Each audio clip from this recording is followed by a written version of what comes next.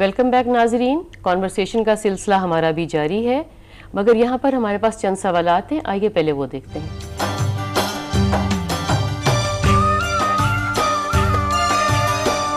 میرا آپ سے یہ سوال ہے کہ اعتکاف کی حالت میں کن کن چیزوں کا خیال رکھنا چاہیے؟ میرا آپ سے سوال ہے جو خواتین اعتکاف کرتی ہیں ان پر کس حد تک پابندیاں عائد ہوتی ہیں؟ کیا وہ دوران اعتکاف گھر کے کام کر سکتی ہیں؟ ناظرین، ہم نے سوالات دیکھے، آئیے اب جواب دیکھتے ہیں۔ طالب صاحب، پہلا سوال ہے کہ اعتکاف کی حالت میں ہمیں کن کن باتوں کا خیال کرنا چاہیے؟ جی، ابھی ہم نے اس پروگرام میں جب بات کی ہے تو میں نے یہ بیان کیا ہے کہ اعتکاف کی عبادت کیا ہے اور اس میں ہمیں کیا کیا کرنا چاہیے۔ اب وہ چیز کہ جس سے اعتکاف ختم ہو جائے گا وہ یہ کہ آپ اعتکاف کی حالت سے کسی کام کی وجہ سے نکلے۔ ایک تو پورا وقت جو اعتکاف کا ہے وہ عبادت کا وقت ہے، عبادت کا وقت جن ہے۔ چیزوں کی ممانعت ہے کھانے پینے کے علاوہ یا ٹوائلٹ جانے کے علاوہ، باقی ہر چیز کا آپ کو خیال رکھنا ہے۔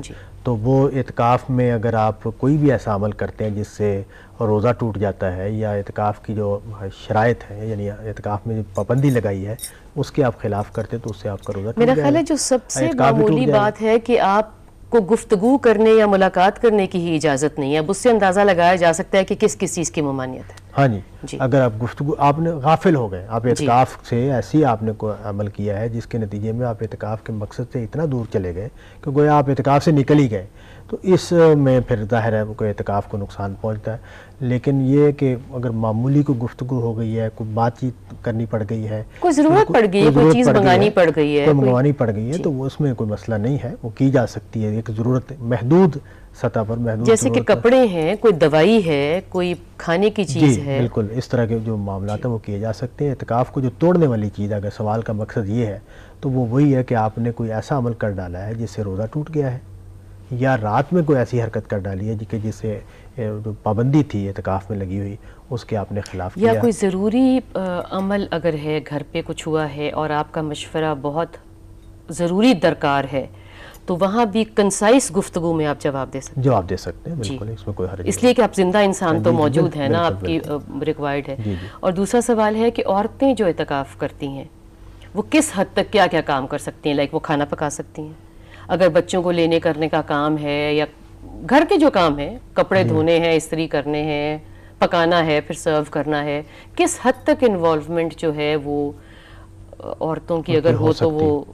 دیکھیں، پہلی بات تو یہ ہے کہ ہمارے ہاں اب مساجد میں اعتکاف کا بندوبست ہے، خواتین بعض مساجد میں کیا جاتا ہے، تو اگر ایسا ہو تو ٹھیک ہے۔ میرا رجحان یہ ہے کہ بہتر یہ ہے کہ عورت بھی مسجد میں جا کے، اگر آپ کے بچوں کو اگر چھوٹے بچے ہیں ان کو دیکھنے والا کوئی ہو، اگر اس طرح کی ضرورت ہے تو پھر اعتکاف میں جانا ہی نہیں چاہیے۔ صحیح۔ اگر آپ کے حالات ایسے نہیں ہیں، آپ کی مصروفیات ایسی ہیں کہ جس میں آپ کو اٹھ کے بار بار جانا پڑے گا کام کرنے کے لیے یا دیکھنے کے لیے، سنبھالنے کے لیے، تو پھر اصل میں آپ کے پاس اعتکاف کا موقع ہی نہیں ہے۔